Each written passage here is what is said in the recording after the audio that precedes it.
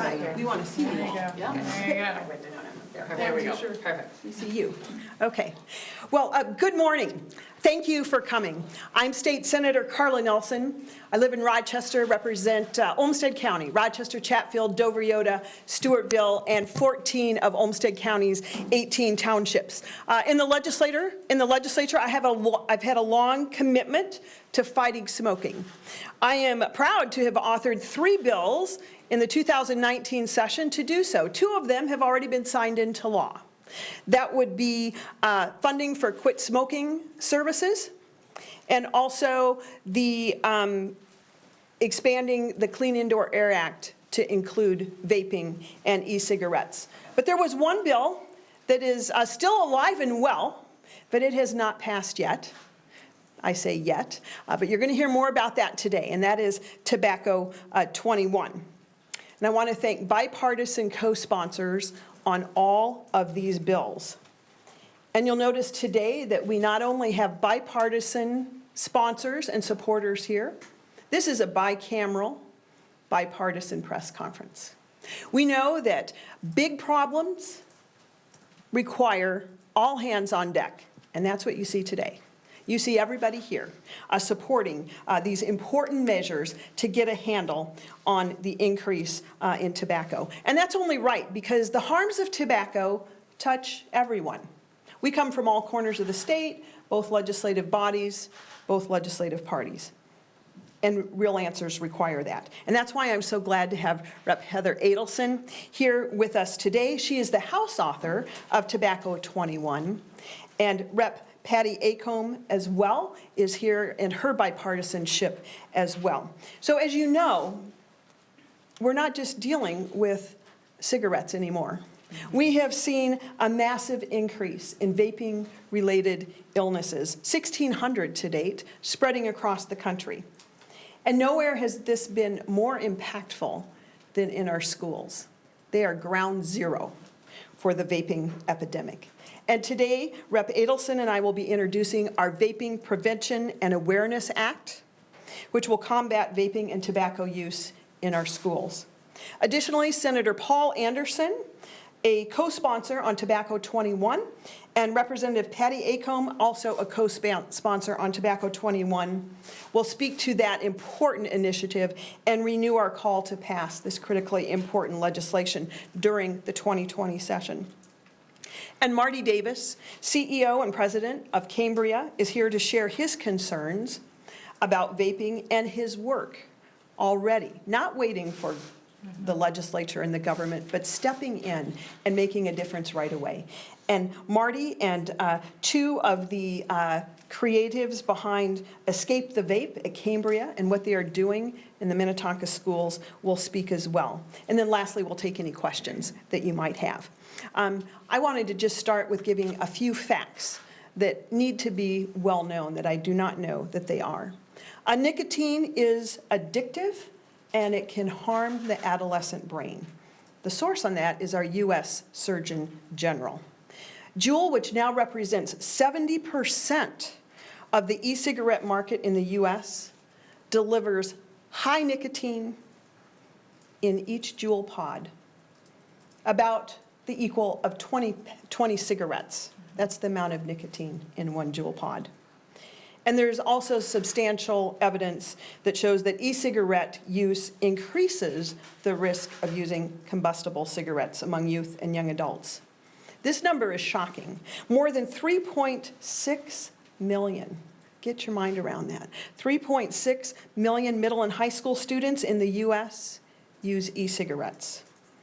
And that counts for about 1/3 of all U.S. e-cigarette users.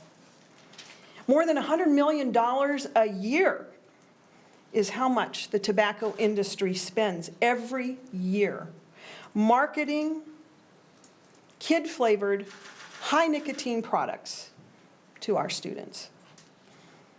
Nearly 95% of addicted adult smokers started before the age of 21. It's an estimated 25% reduction in smoking amongst 15 to 17-year-olds if Tobacco 21 passes, when we raise the age to purchase to 21. And 70% of youth in the US who use e-cigarettes do so specifically because of the flavors. But I want to tell you that's not what I found when I visited a vape shop owner and president in my district. Actually, he was the founder. And I asked him specifically about flavors. And he told me that without flavors, no one would be vaping. He said there will be no students vaping without flavors. And we know that those kid-friendly flavors with that high nicotine impact are addicting our kids at record rates. And we know that President Trump's administration, President Trump asked the FDA to remove flavored e-cigarettes from the marketplace. Now, they've not done so yet, but I believe that we must do so. We must remove flavored e-cigarettes from the marketplace. We could talk more about the incidence of vaping. I'll just briefly let you know that there's been a great increase, 95% increase in 8th graders, 75% increase in 9th graders vaping in the last 30 days, 54% increase in 11th graders vaping in the last 30 days. And I think what's really frightening about that is most students are totally unaware of the dangers. They don't realize that these products have not been studied regarding heating chemicals to 450 degrees and inhaling that vapor or aerosol into one's lungs. There just haven't been any studies on that. So 76% of 11th graders said there is no or slight or moderate risk using e-cigarettes. I'm hoping that today you can help get that message out there about how dangerous these are. So we've seen an explosion in youth vaping. And that is one of the major reasons why for the first time in nearly 20 years we've seen an uptick in use of tobacco by Minnesota students. 1 in 5 high schoolers and young adults use e-cigarettes. That's a staggering number. So as we look at these staggering numbers of use, the fact that it's unknown, the fact that we're facing an unprecedented rise in such a dangerous product with high nicotine levels, addicting an entire new generation to smoking. That's why I'm so glad that we are taking additional steps beyond T21. Representative Edelson will speak about the Vaping Prevention, Education Prevention and Awareness Act, which will be helpful right at that ground zero in our schools. Representative Edelson. Thank you, Senator. Hello, everyone. Thank you for joining us. My name is Heather Edelson. I represent Edina here at the Minnesota Capitol. This summer, I worked with students on a working group to come to me with an issue that they saw in their communities, that they saw in their schools. And what we ended up coming up with was there was inconsistencies with how our healthcare curriculum is taught within our schools, in our middle schools and our high schools. It's such an honor to have Marty Davis and the Cambria team here because what they have been working on for how long? How long have you been working on it? Probably 6 weeks. 6 weeks. Wow, that's really impressive. So what they've been working on for 6 weeks, we've been working on our legislation about, over the past several months. And what we found is we have 3 standards within our schools. They all happened because there was a public health crisis. AIDS and HIV is taught within the schools. STDs and CPR training, which Senator Nelson, we can thank you for that. But these 3 things are now mandated within our schools because they became public health crises within, and we needed our teachers and our schools to help us because they are the front lines, and we know they're the front lines. So what we have, Carla, Senator Nelson, and I will be carrying is the Vaping Awareness and Prevention Act, which comes from students. Students are leading on this from not only my community in Edina, but in Minnetonka, in Lakeville, all throughout the state of Minnesota. And these students, they are the ones that want to see us act on this. It's no longer lawmakers. It's our students saying, my lungs hurt. I didn't know. We've allowed companies to target them, saying it's better than smoking. We know not only adults are dying, but our kids are getting sick. We are going to see more addiction than we ever have, and we don't even know the long-term impacts of this. So right now is a call for all of us, not lawmakers and not just community members and business leaders, but all of us to step up to this cause and say enough is enough. No longer will you target our kids. And thank you. And we are going to next introduce two of our Tobacco 21 co-sponsors who will talk a little bit about Tobacco 21, and then we'll hear what's happening in the Minnetonka schools. So Senator Anderson will be glad to come up and speak, as well as Representative Edelson. You're going to introduce. Okay. Well, good morning. Paul Anderson, State Senator, who proudly represents Plymouth, Minnetonka, and Woodland in the State Senate. And Plymouth was number 4 in passing T21. Minnetonka was number 12 in passing T21. So 2 of my main communities have passed this legislation, and this has been a priority for both communities here for these last couple of years. And I'm proud to work with them, alongside them, and along so many great advocates to pass T21. But I just want to step back, because not only am I a lawmaker here in St. Paul, but I'm also a parent of an 8th grader and a 10th grader in the Wayzata schools. And this is something we talk about on a regular basis over the last couple of years. And also in our school visits and talking to administrators, teachers, and students, this is really a remarkable occurrence. I go back to graduating a few years ago where we had smoking pits behind the football stadium. Today you have vaping in the back row of the classroom. And these are in such small units, the size of a USB stick, a memory stick, that students can conceal. They're odorless. This is a situation that's happening in every classroom in middle school and high school. And so students are in this really interesting spot of reacting, because some of them know the negative impacts. A lot of them don't. 75%, I think the statistics say, that believe there's no harm when it comes to e-cigarettes and vaping. And so when we talk about marketing, and we love the fact when people do awesome marketing campaigns, when you look at the success, unfortunately, the success of the cigarette companies and the vaping companies to promote a healthy alternative when it comes to vaping, they've succeeded, and our kids are failing because of it health-wise. And so as we go forward, you have the U.S. Surgeon General that has ruled this as an epidemic. This has risen to levels that has serious health implications for not only our youth, but for everybody. And we need to step up as lawmakers and address it. We've been working on T21 for some time. Representative Edelson, Representative Acom have been great champions on this. I'm very grateful for Senator Nelson for her leadership in the Senate. This is something that we've fought and we will continue to fight for. But in the end, you just heard it, and I really want to thank Cambria and the Davis family, both Marty and Ann, for their leadership on this. You heard that, 6 weeks. The impact they've made in the Minnetonka School District in just 6 weeks to get attention and drive this. Sometimes around here, it takes a while, and that's unfortunate at times, especially when you get to a health risk situation. But I will tell you, when we have partners like Cambria and the Davis family, we'll be successful. So. In closing, I want to thank the Minnesotans for Smoke-Free Generation. We've got over 60 organizations, I think.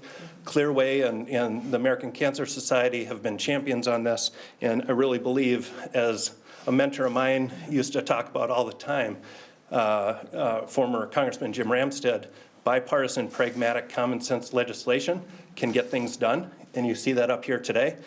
We can get it done, so thank you. And Representative Patty Acom is joining us today, and she has been such a supporter on Tobacco 21 in her own community before coming to the Capitol, so it's an honor to have her here. Thank you, Representative Edelson.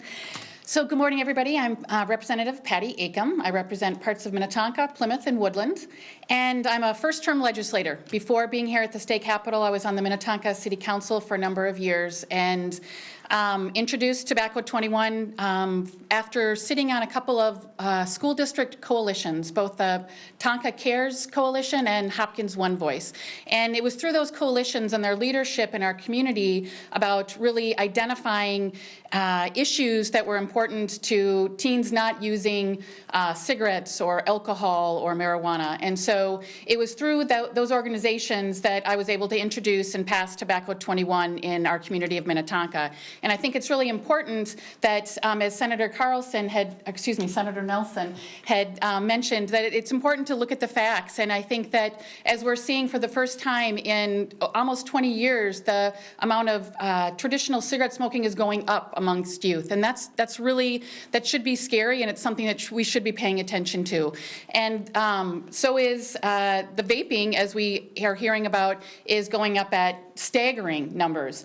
And those youth that vape are twice as likely to turn to traditional cigarettes as those kids that do not vape. In addition to all of that, 95% of adult smokers started before the age of 21. And so if there are strategies that we can implement to stave off that initial introduction to tobacco or to e-cigarettes, that's incredibly important. And so we have strategies that are being looked at and implemented around education and making sure our kids understand and know the truth about what's in e-cigarettes and what it does to them and how it can harm them, as well as the ordinance of Tobacco 21 and making it a statewide law to make sure that communities aren't, kids aren't just going to the next community, because that's what they'll do. And that's been one of the arguments against cities passing it. And so there's been a lot of cities, and it's a growing number, and we need to ensure to pass that on a statewide basis so that everybody and all of our youth are safe. And so I appreciate you all being here today. I appreciate the leadership by Representative Edelson as well as Senator Nelson. Carla Nelson. See, I'm nervous. Okay, thank you all. Sorry about that, I apologize. No problem.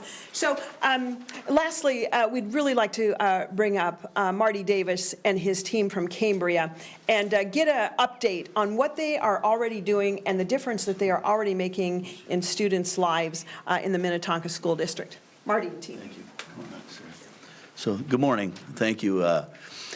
Cambria's involvement in this circumstances around the vaping and the concern with the health and safety of our kids, it started in the hallways of our Cambria offices in Eden Prairie, where we had a lot of moms and parents in general, but mostly moms, that were talking about the what had become, in their eyes, an epidemic in the schools, and certainly in Minnetonka, but in the West Metro, and as we've learned throughout the nation.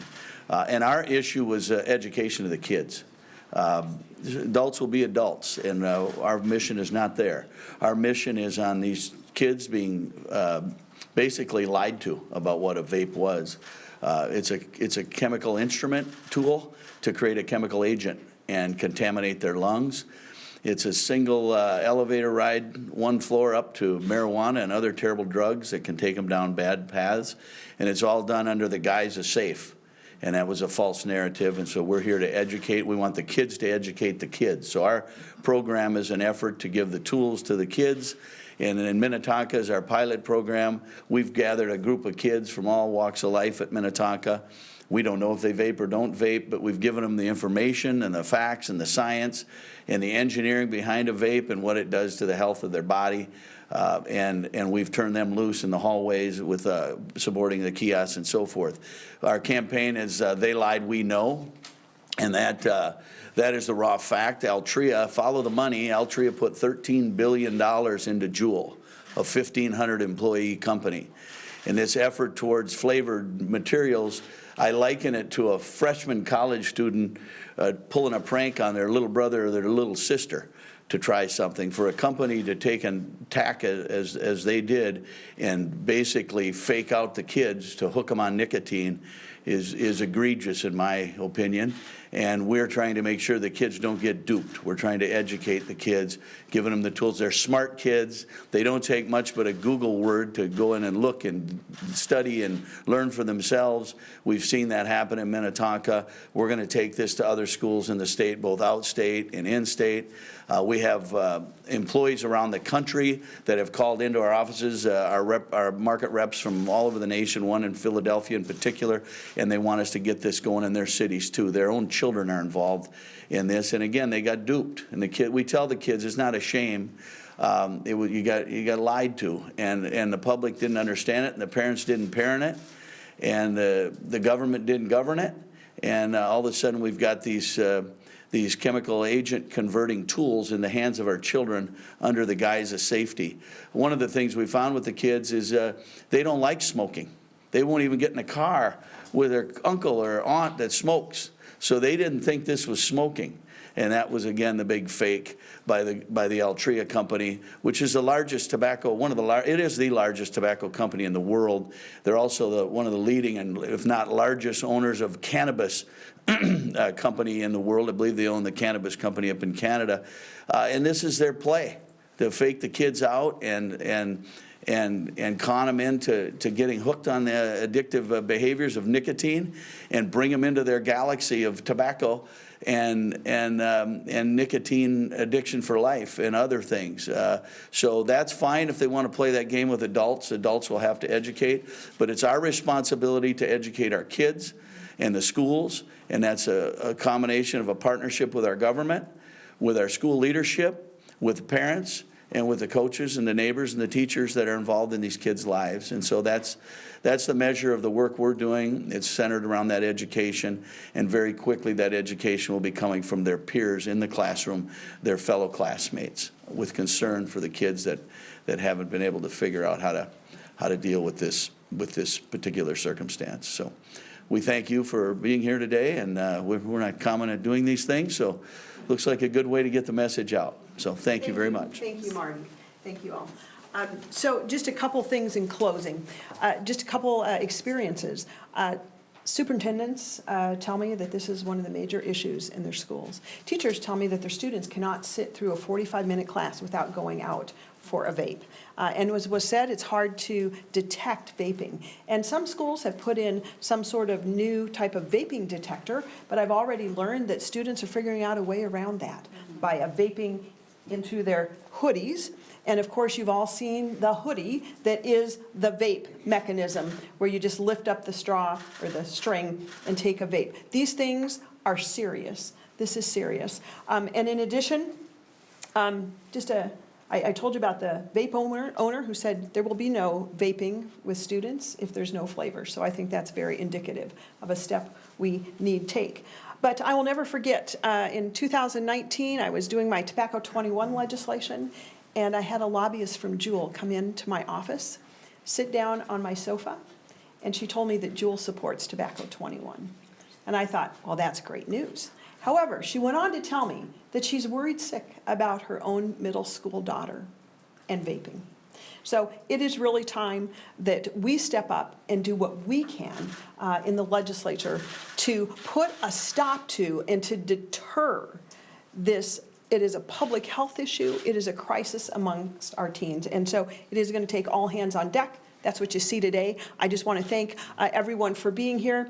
And the 60-member coalition, the Tobacco Clearway Coalition that has been so helpful in many of the other tobacco cessation things. I want to say I'm proud to represent Olmsted County, which when it was passed Tobacco 21. And we think that most of our state is moving in that direction, and it's really high time that we have a statewide age to purchase tobacco, just like we do alcohol, by the way, which is 21. Of course, I remember when it was 18 when I was in college, or in high school. But you know what? Things changed. It changed because people realized you can't have 18-year-olds purchasing these products, whether it be alcohol or tobacco. And then, of course, they are the suppliers for all the rest of the kids that are interested in the school. So again, thank you. We'll take questions if there should be any. Senator, how will your legislation be different or similar to what's going to be introduced or talked about at 1:30 at another another news conference. Representative Edelson, I believe you'll be there. Is it similar or different? Well, I've not been apprised of that. We weren't invited to that press conference, so I can't tell you what that legislation is going to be. I can tell, if you're talking about vaping, I can tell you that Senator Edelson and I are working on vaping education and prevention in the schools.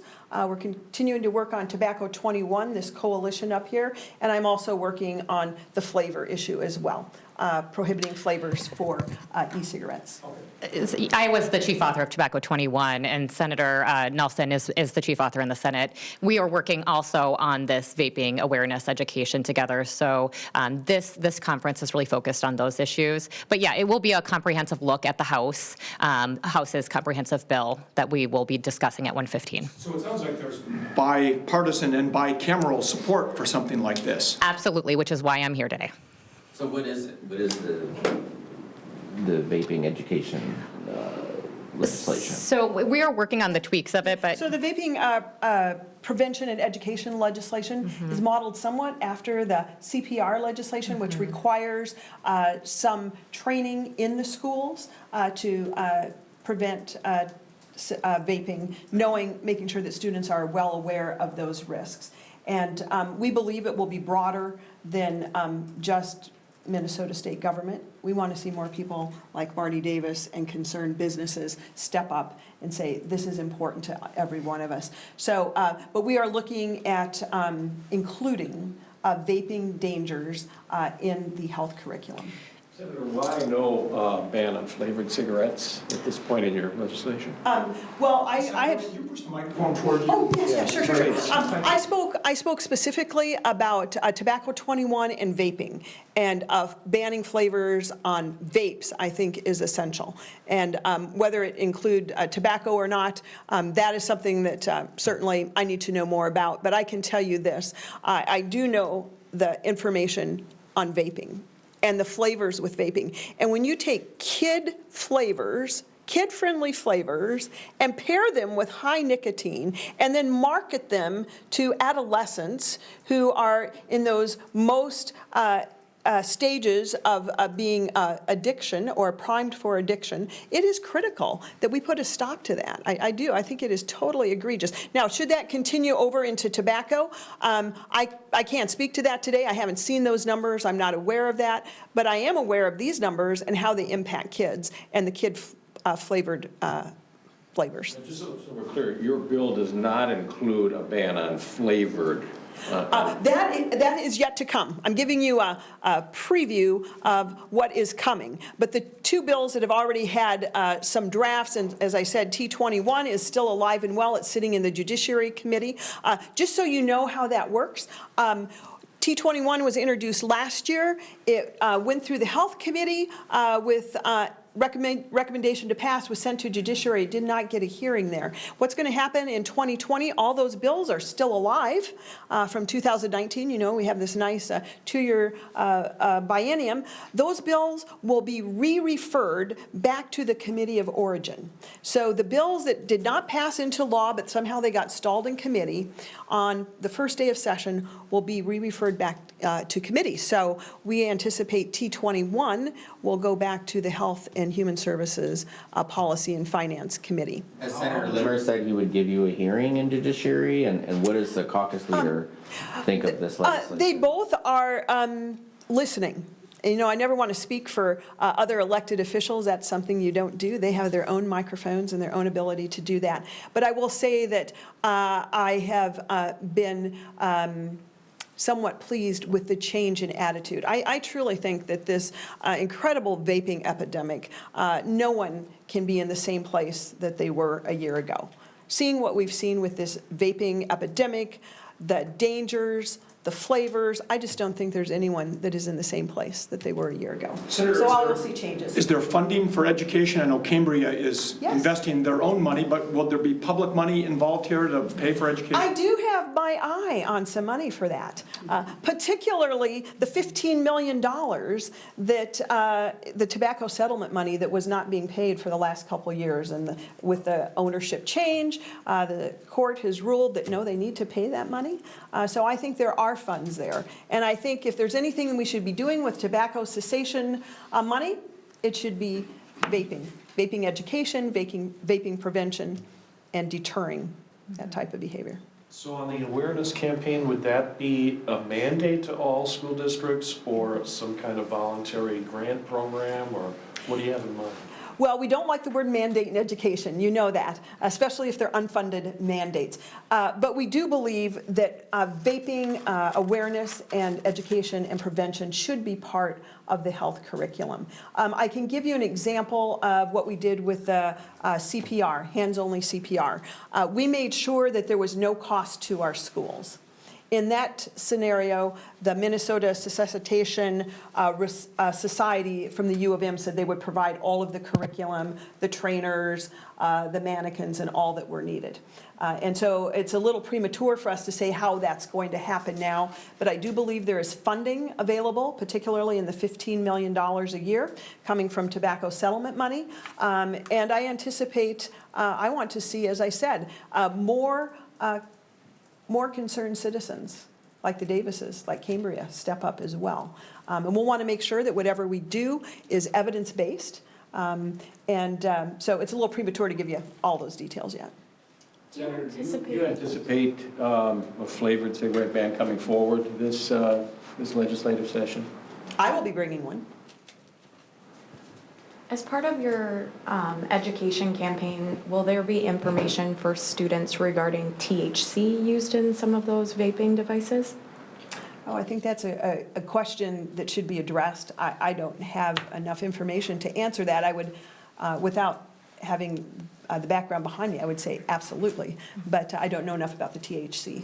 And there's been programs that have been launched, like Essentia Health, at Cambria, they've been doing something. Essentia Health has also done a lot of work. We're seeing schools and community members respond and create their own programs. I love what they're talking about with students actually doing the training. So I do think what we're hearing is THC is a huge factor, and that a lot of our schools have actually people selling THC cartridges in the schools. So I think it is going to be something that we're probably going to have to address, absolutely, in this legislation. Yep. Can you show the T-shirts? Do you have one? Show right here so everybody can see it. And while you're showing that, Yeah. Sarah, can I ask you a question? Yeah. I know you've got kids at Minnetonka High School. Can you describe what you hear from your kids in high school about how prevalent and pervasive this is? Yeah, we're having a lot of tough conversations at home. I have a freshman, a sophomore, and a senior at Minnetonka High School, and it is everywhere. All walks of life at the high school, and tough conversations with other friends in the community and how they're handling this very difficult conversation with their kids. So I feel privileged that we're bringing this campaign and starting at Minnetonka because we need help as parents. We need this conversation to go peer-to-peer now so they can help make people understand that the time is now to stop. And my truth is that it doesn't matter what you're vaping. If it's flavored, if it's not, if it's Juul, if it's not, if it's tobacco, if it's marijuana. The chemical reaction that's happening in their lungs is harmful.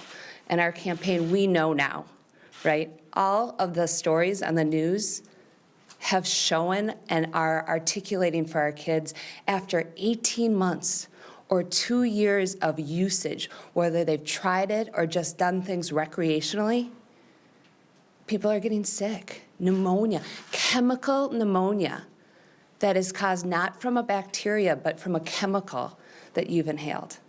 That's the problem. Fluid is, being built up in their lungs, permanent lung damage is happening, and now even death.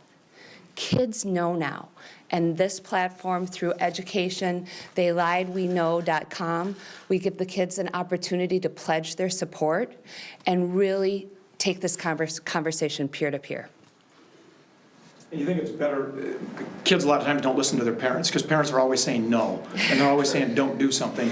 Is it better to hear it coming from another student? That's right. I mean, they're sick of hearing no from their parents, and we need all the help we can get, quite frankly. We just need this conversation to grow, and peer-to-peer is critical at this time.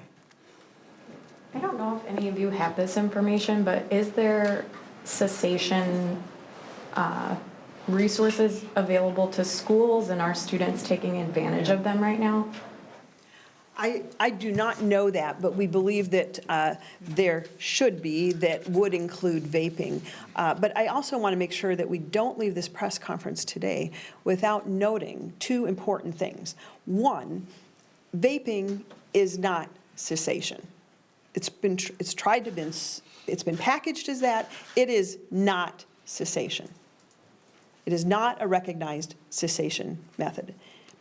And then secondly, something that is important to know is included is tobacco 21, increasing the tobacco age to 21 includes vaping and e-cigs. So I just want to make sure that those things are very clear. Any other comments or questions? I got time for one more. Yeah. One more. I don't see one. I think you are all fully informed and ready to write about this crisis, this epidemic, and how we're going to stem it with all hands on deck. Thank you. Good job, sir. Nice job. Thank you so much for your leadership. Thank you.